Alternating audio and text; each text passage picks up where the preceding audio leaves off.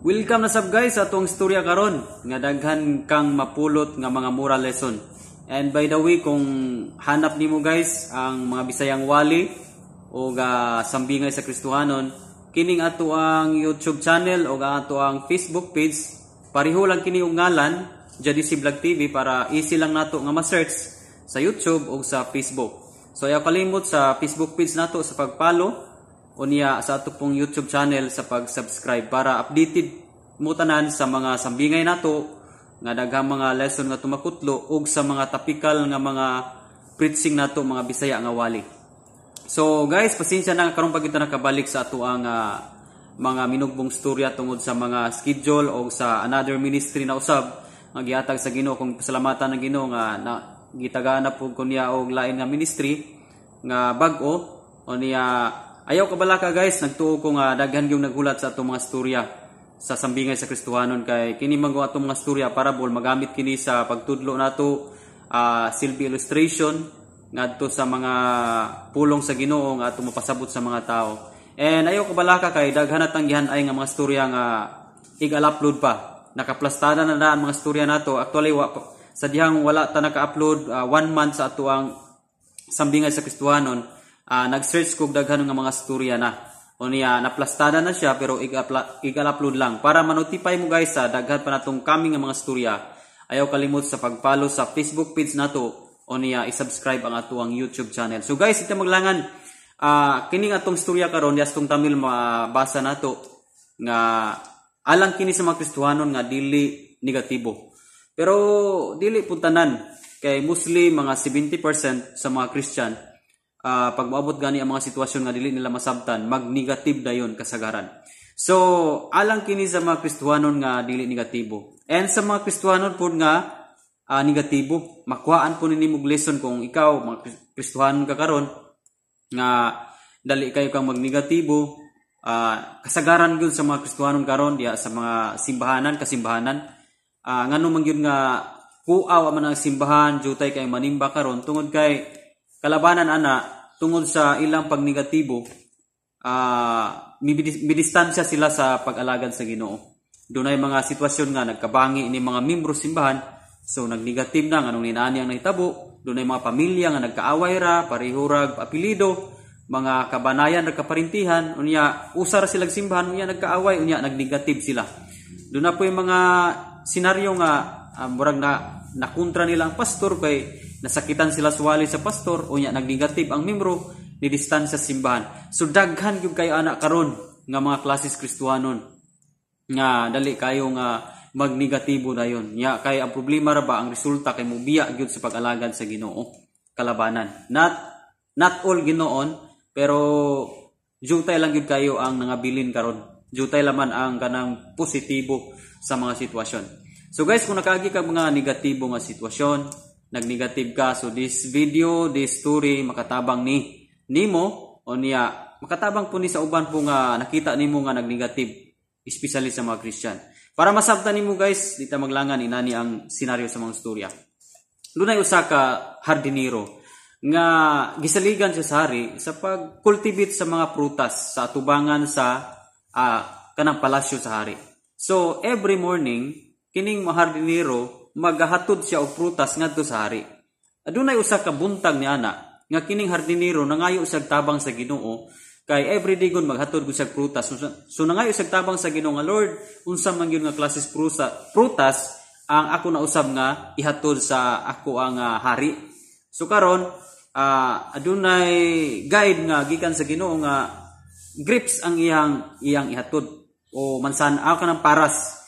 So muto naghatod sa dito sa hari karon kay naatlan man nga ang hari gisapot kana pang adunay napungtan, dunay kasukan ang hari, unya siya mo'y napahungawan, siya ang nabutan nga pag adto na didto nagdala sa maong prutas nga gisulod og basket nga mao ang paras o grapes. So karon pag hatod niya sa hari, ni kaon ang hari pero naas kasuko ang hari.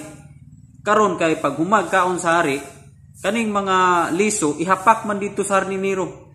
O niya tungod sa kadaghan niyang gihatag nga mga grapes, ibuno niya sa naong sa hardinero. So nasyak ning hardinero, pero kani hardinero igisabot niya ang hari tungod kay naatlan man nga hatod siya nga naas kasuko ang hari. So iyang gisabot nga tungod tus kasuko sa hari. So every time nga muhapak ang hari sa maong mga grapes ngadto sa naong sa hardinero, muiyon ra tong hardinero nga maluluyon gyud kayo ang Ginoo. Salamat sa Ginoo sa iyang kaluoy kanako.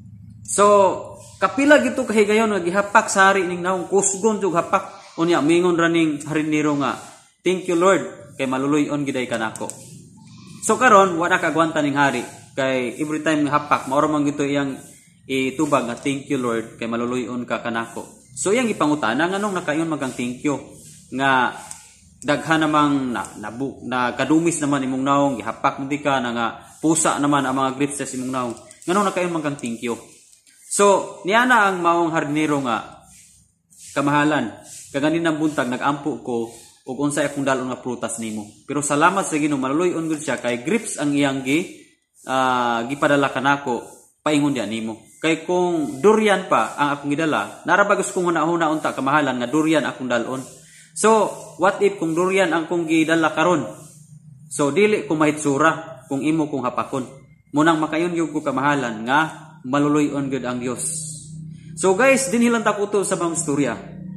Simple lang atong istorya karon pero may mapulot kang lesson. Una nga lesson nga imo maputlo nini mga istorya.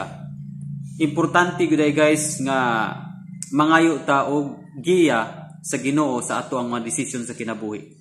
Kani nga atong mga desisyon ba kalabanan sa unahan munay makakus nato og negative sa unahan kay dunay mga desisyon nato nga wala ta nangayo og giya sa Ginoo. Kumbaga dapat sa atong mga desisyon nga ato ang pagahimuon, ato nang ginasugid sa Ginoo kung unsa may imong kabubuton ani Lord.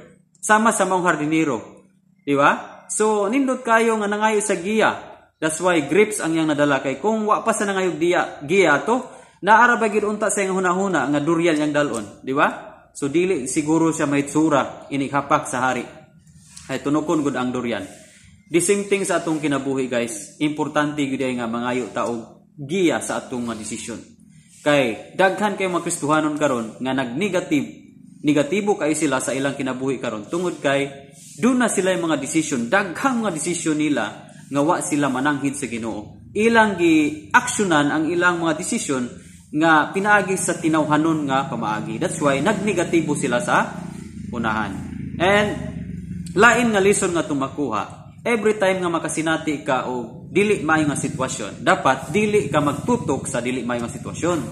Kung dili tutukan nimo ang pamuhat sa Ginoo diha sa maong dili maayo sitwasyon. Kay nagtuo ko nga every situation, hilabi na gyud sa lisod nga sitwasyon, adunay pamuhat ang Ginoo sa imuha o sa nakapalibot nimo. Hinumdumi ang Proverbs 20 verse 30. Panultihon 20:30 nagaingon diha, usay makatilaw tag mapait nga kasinatian una pa ta mabago sa ato ang pamatasan, di ba? So dunay mga sitwasyon nga gialaw sa Ginoo para nga bag-uhon ka o ang nakapalibot nimo.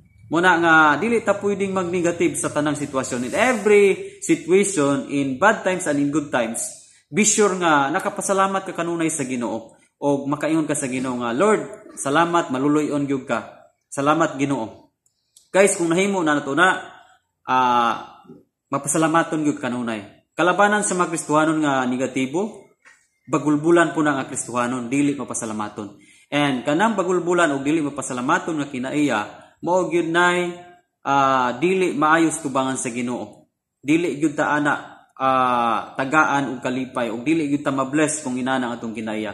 But kung nakaagi kag sitwasyon nga dili maayo, instead nga magbagulbul ka, instead nga magnegative ka, imong gitan-aw hinuon ang pamuhat sa Ginoo positibo and mapasalamaton ka, mahimuot nimo ang Ginoo. So guys, dinhi lang takutob sa tuang istorya, hopefully nga doon na kay nakutlo nga lesson niini nga sa matag sitwasyon pasalamati o pasidunggi ang Ginoo. So dinhi lang takutob, kung na-bless ka paki-share lang ini nga video o salamat sa imuhang pagtan-aw nini nga video. Kita-kita na punta sa next na po natong istorya and pwede po kang mo follow sa atong Facebook page o Sambingay sa Kristohanon and YouTube channel nato. Ayaw kalimot sa pag-subscribe.